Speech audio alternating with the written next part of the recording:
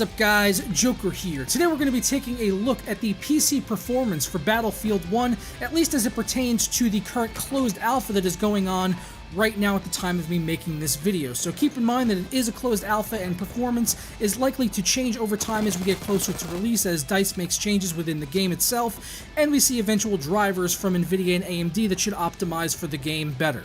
The graphics cards that I'm going to be testing in this performance review are the GTX 1080, the RX 480, and the GTX 970. I did all of my testing in my main rig, Black Mesa, because it has an i7 6800K. That means it's a 6-core 12-threaded processor, so I don't expect to see any bottlenecks there as far as the CPU are concerned. I also have 32 gigabytes of RAM in here, and the game is being run off of an SSD, so that really should eliminate any potential bottlenecks that we could see here with this game, and really focusing on the GPU performance. I have also been playing on an i5 6600K, and I briefly tested on my brother's FX 8320E, and I can tell you that those two processors didn't show me any significant bottlenecks either, but just to kind of eliminate any skepticism about that, we're testing on my main 6-core rig.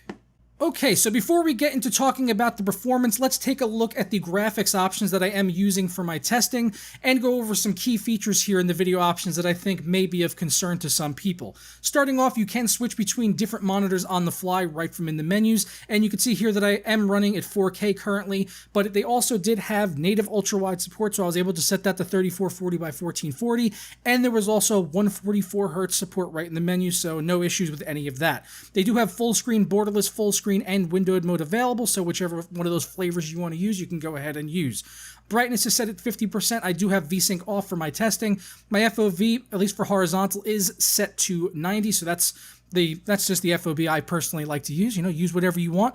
Goes all the way up to 120 and down to 64, which I personally think is a really good range to have on here. I don't think you're going to find too many people complaining about that. You should be able to find a comfortable FOV in there. And we also have that same thing here with the vehicle field of view. So if you want to set a different FOV for vehicles, which I personally like to have so I can see a little bit more when I am in a vehicle, there you go. You could set that too. Great option to have. ADS field of view. You could also, this is for your aiming down sights, so that the FOV that you set here is set for when you're aiming down the sights of your weapon as well. I do have motion blur off because personally I just don't like it, and I think it looks terrible in video recordings anyway, so that's off for the testing. And I also did turn off weapon depth of field, just because it's not really something I feel is going to impact performance a lot. It just comes down to personal taste and aesthetic, and when I'm aiming down my sights, I really don't want to have that depth of field because I feel like it's going to distract me from aiming at enemies and potentially block my vision in some areas. They also have colorblind here, so if you want to go ahead and adjust that, you can, and it shows what they do down here with these little options there. You can also adjust the screen width and height if you want to do that. Going into the advanced options, we could see a toggle right here for DirectX 12, but this is not actually currently doing anything. The game does not support DX12 at this time. If you look at the top left right here, you'll see my overlay, it actually shows DX11, even though I did have it on DX12 when I started the game. So it just currently does not support any DirectX 12. This option does absolutely nothing. You can set between low, medium, high, ultra, or custom. I am currently using a custom setting, even though everything is just cranked up all the way to the max. And most of these options here, nothing is really changing from previous Battlefield titles and Battlefront as well. Back in Battlefront, they brought in an option in here with the anti-aliasing post. It used to just be low, medium, and high, but now they have FXAA, low, medium, and high, as well as temporal anti-aliasing, which kind of controls the anti-aliasing based on camera movement. So that's a nice option to have on here. And for all of my testing, these are the options that I used here. Ambient occlusion, everything in here all the way up, including the MSAA. You can also adjust the UI scale factor. That just is, you know, kind of the user interface on the screen. I have it up at max right now so you guys can be able to read this a little bit easier. And resolution scale. I know some people might be wondering why it's only at 50%. In this particular game, they did a little bit change off course from previous Battlefield titles, whereas 50% is actually the 100% scale rating. So if you have it set at 50% and you're playing in 1440p, that's the resolution you're going to be seeing. If you turn that up to 100%, you're going to be effectively running at double 1440p, which would be about 5K, I believe. So those are the options we are using here. Now let's get into the performance. Taking a look at our performance now and starting off with the GTX 1080 at 1440p, we saw an average of 88 FPS and a minimum of 63. So if you're wondering if the 1080 can handle this game at 1440, you're not going to have any issues with it whatsoever. Bumping that up to 4K, I did see an average of 48 FPS and a minimum of 37, but it should be noted that is with the anti-aliasing cranked all the way up, and in my personal gaming, I would usually turn that kind of stuff down, and most of the time I saw my FPS up around 60 when I did have anti-aliasing disabled. I also did test on Ultrawide, where I saw an average of 73 and a minimum of 58. And if you guys want to get an idea of how this will look and scale for the ultra-wide resolution and the HUD placement, I'm going to put a link down below over to Imgur so you guys can go ahead and sift through some of those screenshots just to get a better idea of how it may look for you on ultra-wide. Switching gears now over to AMD with the RX 480 at 1440p, we saw an average of 57 FPS and a minimum of 45. And at 1080p, we had an average of 82 and a minimum of 63. So with both of these resolutions, I felt that the RX 480 could definitely handle itself, even at 1440p really, with everything cranked all the way up. If you wanted to get over that 60 frames and bring up that minimum a bit, that you can definitely choose to, lower a couple of options, maybe run the game in high or just lower the anti-aliasing, ambient occlusion, and you should be getting over 60 frames, no problems whatsoever. Thankfully, I was playing on a 144Hz FreeSync monitor that I'm going to be reviewing here soon on the channel, so even when I had those dips below 60, there was just no issues there whatsoever.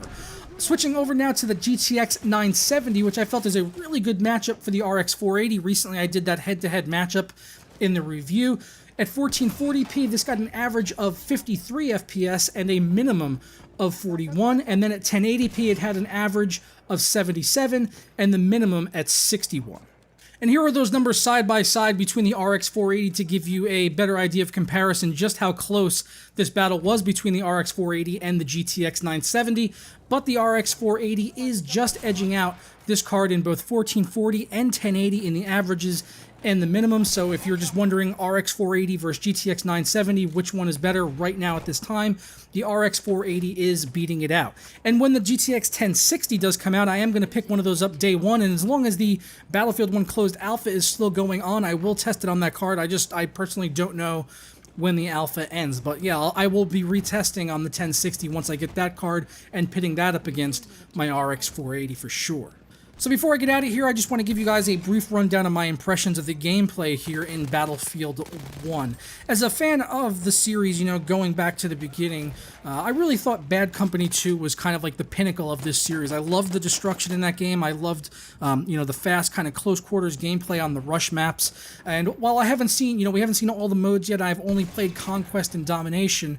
I like the direction that they're going here in Battlefield 1. I feel like they've gotten back to what made Bad Company 2 great, which was, the amount of the sheer amount of destruction in the game and the skill-based aspect of the shooting. They've gotten back to those core elements which made that so great, and I'm happy that they've listened to feedback from the community to make those necessary changes, I feel. Because Battlefield 3 and Battlefield 4, I felt, were both incremental steps backwards from Bad Company 2. It's like they were trying to, be something else or whatever, and it didn't really work for me. I mean, they were both really good games, Battlefield 4, once they finally patched it out, but neither one of them were really as good as Bad Company 2 for me personally. So they've gotten back to the destruction. You can level pretty much every building in the map that we have here available.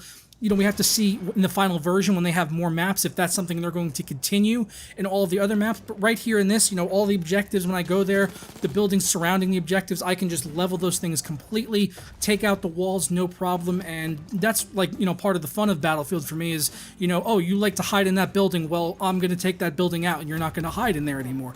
That's what attracted me to, to Battlefield so much in Bad Company 2. And I'm glad that they have finally gotten back to that. And I can't wait to see this game, finally release and see all the other maps and, what DICE can do with it, because it's been a lot of fun. The graphics are amazing. Like, as you guys are seeing on your screen, the graphics are absolutely stunning, and, it's just a return to form for the Battlefield franchise. So looking forward to this game coming out. I will be reviewing it, when it comes out for you guys, and doing another performance update, once we have DX12 and everything, and as they bring the game along further, if I can do more testing, I will do it for you guys. So I'm going to go ahead and get out of here. Please let me know your thoughts down in the comments below, and I will see you down there for discussion on all this performance and gameplay stuff, and I'll catch you next time. Ta-ra.